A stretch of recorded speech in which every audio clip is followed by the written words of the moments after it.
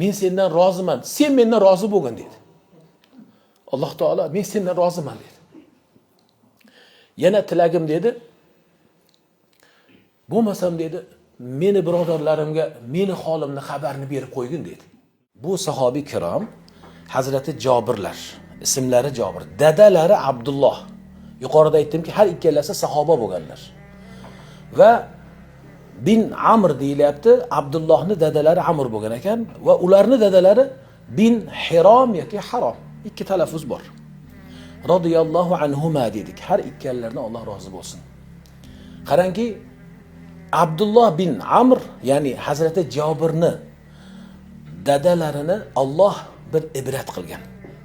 Uhud jangida Uhudga kiryatib nima qildilar?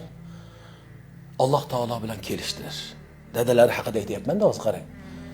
Nimaga desangiz, hozir bir mo'jiza, bir ibrat ularning zamonidan boshlab sahobalarning o'zlariga ibrat bo'lganlar. Sahobalar hattoki u kishining holini tamanni, ya'ni umid qilganlar. Qilichlarini yalang'och qildilar. Qilichni qinini sindirdilar. Bu ishora bo'ladiki, bo'ldi, men jangga kiraman, qaytmayman degan ma'noda. Allohga shunaqa dedilar. Allohim meni qonimni bugun ol, men senga kelay deya shu so'z bilan jangga kirib ketdilar. Va shahid bo'ldilar. Shahidlar qatori shahid bo'ldilar. Payg'ambar alayhissalatu vasallamning odatlaridan jang tugashligi bilan hammani so'rardilar. U bormi, bu bormi? Va albatta kimni? Abdulloh bin Amrni, Hazrati Jobirni dadalarini ham so'radilar. Shahidlar qatorilar. Endi o'g'illari Jobir kelib, u kishi urushga qatnasha olmadilar. Nega? Dadalari aytdilarki, o'g'lim sen bormagin dedilar.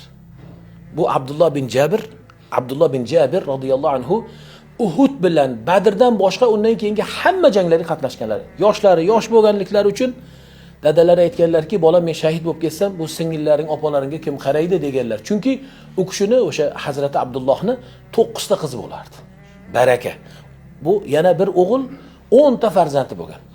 O'g'lim sen qolgin deganlar. Sen yoshsan deya otasiga itoat qilib Uhudga bora olmaganlar. Lekin Uhud jangi tugab borib otasini shahidligidan yig'laganlarda mana shu so'zni eshiting, ibratlaning. Sahobalar havas qilgan zotni ko'ring. Ey Jobir, nega yig'layapsiz dedilar. Otam ketdilar, mana singil opalarim menga qoldi deganlarida Rasululloh alayhissalatu vasallam otangiz jannatda dedilar. Ey Jobir, kallamallohu taala ma'a abika kifahan dedilar. Laysa baynahuma hijab aw laysa baynahuma turjuman dedi. Bitta hayotda shu sahobaga bo'lgan.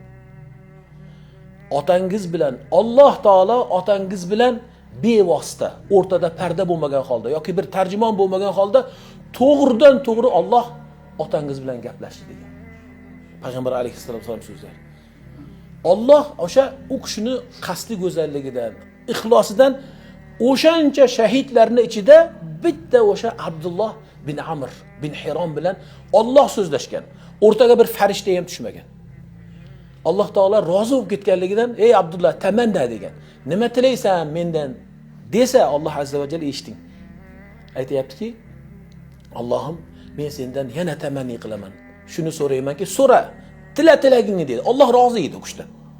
Tilagingni degan paytda, Allohim meni dunyoga yana qaytar, men yana seni yo'lingda shahid bo'lay. Chunki shahidlikni maqomini ko'rib turibdi. Alloh taolo yo'q dedi. Laqad sabaqa minnil qawl yoki qad katabtu alayhim annahum ilayhi aw ilayha la yarji'un. Men qadaringizda bitganman. Bandalarimni qadarda bitganman. Bandalarim meni oldimga kelganlaridan keyin dunyoga qaytib kelmaydilar. Ketmaydilar. Boshqa tilagingni tila. Dedi Alloh taolo. Unda dedi, Allohim men sendan roziman, sen mendan rozi bo'lgin dedi. Alloh taolo men sendan roziman dedi. Yana tilagim dedi.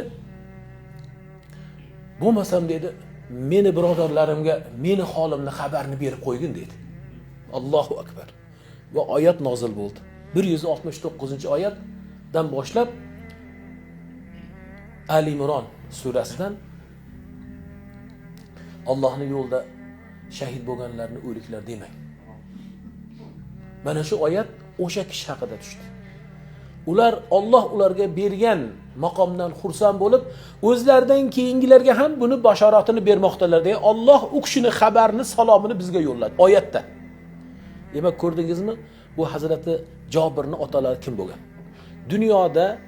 Dunyo tarixida payg'ambarsiz, payg'ambarlarni Alloh gaplashgan.